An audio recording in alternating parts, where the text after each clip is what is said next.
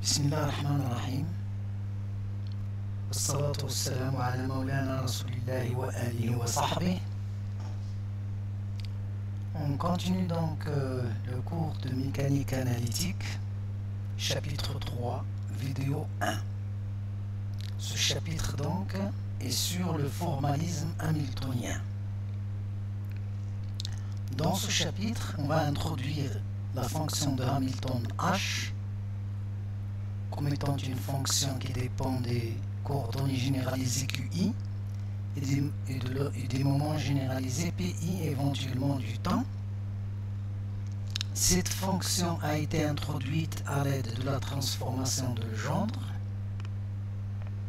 Puis nous allons expliquer la notion de l'espace des phases.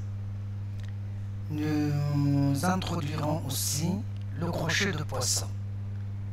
Le formalisme symplectique est éliminé dans cette partie-là, dans ce programme de Covid. Bien.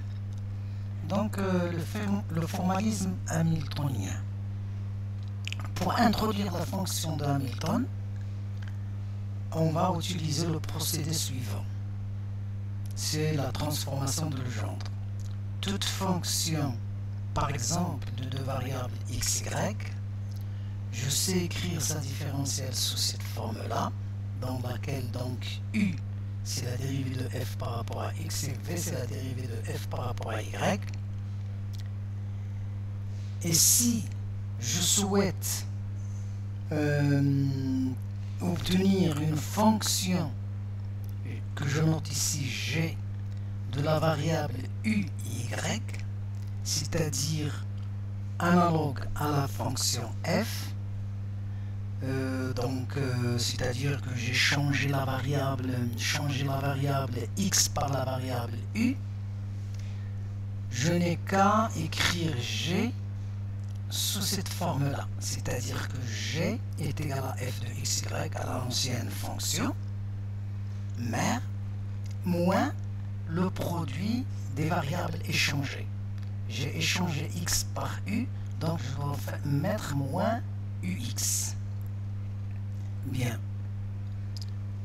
La différentielle de g est égale donc à la différentielle de f moins les termes que nous avons ici, c'est-à-dire la différentielle de ux, qui donne donc que d de g est égal et bien la fonction que l'on cherche parce qu'il dépend de d de u et de d de y, c'est-à-dire que g est une fonction de u de y. Bon, ce procédé-là a été utilisé pour obtenir la fonction de Hamilton à partir de la fonction de Lagrange. Considérons un système mécanique pour lequel on connaît le Lagrangien, qui est L, la fonction de Lagrange L qui dépend donc des QI et des Q point I et éventuellement du temps.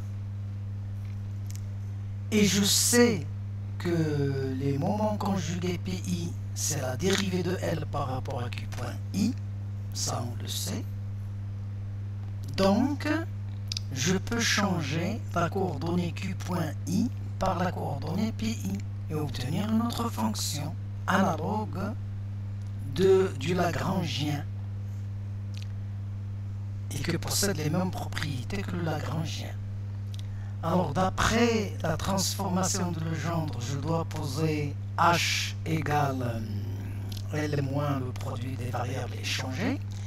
Mais on va, parce que normalement la physique impose que l'on doit commencer par le produit des variables moins la fonction.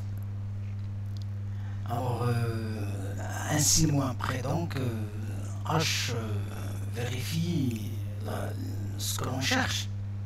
Alors, vous avez donc, on pose h est égal à la somme des nouvelles variables pi produites avec leur vitesse généralisée moins la fonction de Lagrange L.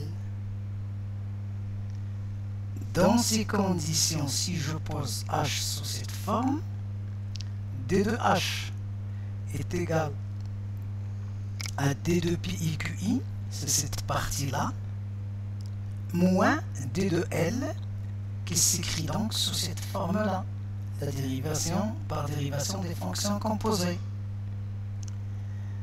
Je remplace d de L sur d de QI par P point I, et j'obtiens donc ce terme. Et d de L sur d de QI, je le remplace par PI. J'obtiens donc la deuxième égalité. En éliminant les termes ici, parce que ce terme va se composer par le deuxième, sont symétriques, bien c'est l'opposé.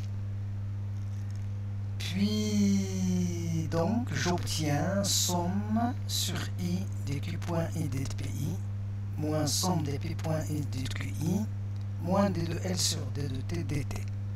Cette nouvelle, ce résultat-là montre bien que d de H dépend de d de PI, d de QI et d de T éventuellement. C'est-à-dire bien que H est une fonction de QPT.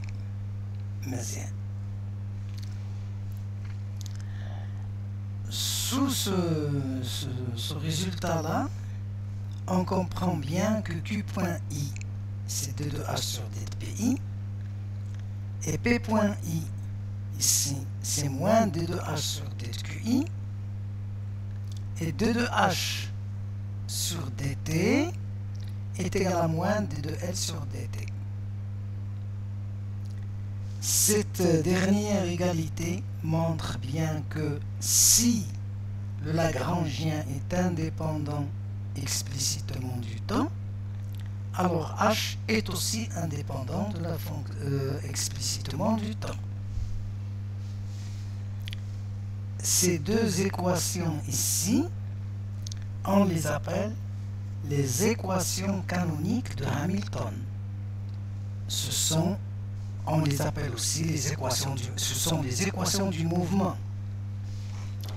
Il est clair donc, en conclusion, que notre système est maintenant gouverné par deux n équations différentielles du premier ordre. C'est ces équations différentielles-là.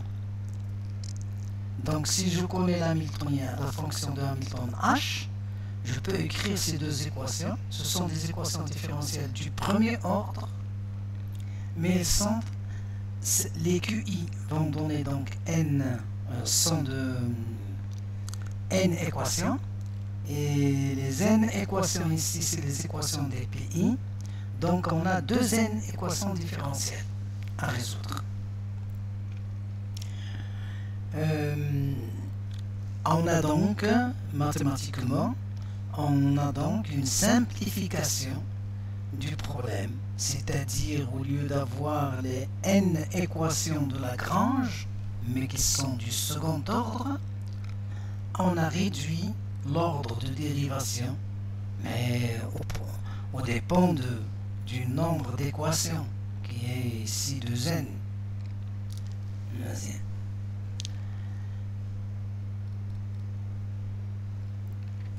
Donc, si j'écris d de H sur dt, j'obtiens ce résultat. Et si je remplace d de H sur d de PI par d de P par sa valeur et d de H sur d de Q par sa valeur, j'obtiens donc d de la dérivée totale de l'hamiltonien par rapport au temps est égal à sa dérivée partielle par rapport au temps. C'est-à-dire que si h est indépendant du temps, alors h est une constante. Parce que si d de h sur dt égale 0, alors la dérivée droite de h par rapport au temps est égale à 0. Et ceci donc conduit au fait que h est une constante du mouvement. C'est-à-dire ici on voit que je l'écris en disant que si le Lagrangien ne dépend pas explicitement du temps, alors l'hamiltonien est une intégrale première. Elle est égale à l'énergie. En principe, cette intégrale première que constitue l'hamiltonien, c'est l'énergie totale du système. Bien. Donc, en mécanique hamiltonienne, la démarche à suivre pour résoudre un problème par la méthode de Hamilton est la suivante. Pour le moment, donc, je la fais en 4 points. La première des choses, c'est de calculer l'énergie cinétique et l'énergie potentielle et obtenir le Lagrangien. En deuxième étape, c'est de calculer les moments conjugués pk. La troisième étape, c'est d'écrire que l'hamiltonien est égal à la somme des pkq.k moins L et obtenir donc la fonction de Hamilton. Cette fonction donc va me permettre d'écrire les équations canoniques du mouvement, c'est-à-dire que q.k est égal à d de h sur d de pk et p.k est égal à moins d de h sur d de qk. On a vu ça tout à l'heure ici. Les équations canoniques donc s'écrivent sous cette forme-là. C'est-à-dire Q.I est égal à d de h sur d de pi et P.I est égal à moins d de h sur d de QI. C'est les équations canoniques du mouvement. Ou bien les équations de Hamilton, ou bien les équations du mouvement tout simplement. Bien, quatrième étape, dans le cadre du possible, résoudre les deux équations canoniques de Hamilton que l'on vient d'écrire selon les conditions initiales imposées dans l'exercice. Alors maintenant, je vais faire un petit exemple.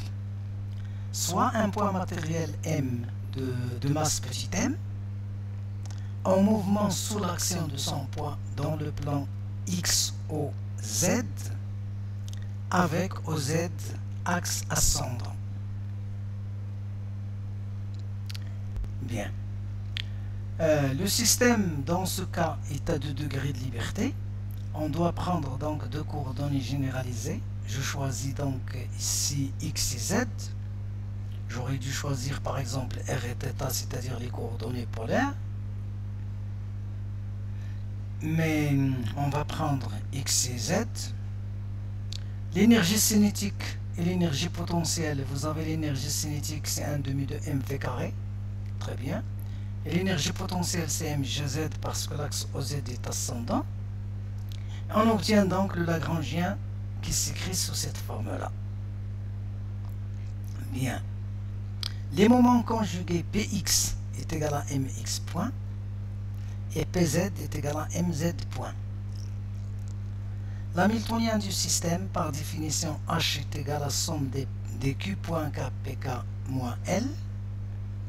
En remplaçant donc les choses par leur expression, on obtient donc que l'hamiltonien H est égal à Px au carré sur 2m plus Pz au carré sur 2m plus mgz.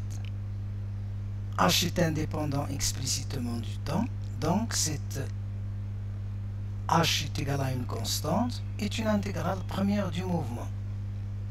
Mais les équations canoniques s'écrivent de manière générale sous cette forme, ce qui montre donc que x point est égal à p point est égal à px sur m, z point est égal à pz sur m, ça on sait l'obtenir à partir de l'expression de h, c'est-à-dire pour z point, c'est la dérivée de h par rapport à pz. Et la dérivée de h par rapport à x est égale à 0, me donne donc p.x est égal à 0. Et dans ces conditions-là, donc px est une constante du mouvement. Pz, p.z, j'obtiens est égal à moins mg. donc 4 équations du premier ordre. La résolution de ces équations nécessite donc de connaître les valeurs initiales x0, z0, x.0, z.0, c'est-à-dire la position et la vitesse initiale. Donc, pour le moment, le problème est très simple. On détermine le degré de liberté, l'énergie cinétique et l'énergie potentielle, on obtient le Lagrangien. On exprime les moments conjugués pour chacune des variables généralisées. On obtient l'obtention donc des moments conjugués me permet d'écrire la fonction de Hamilton H. À partir de H, j'écris les équations canoniques. Donc ça dépend du degré de liberté du système.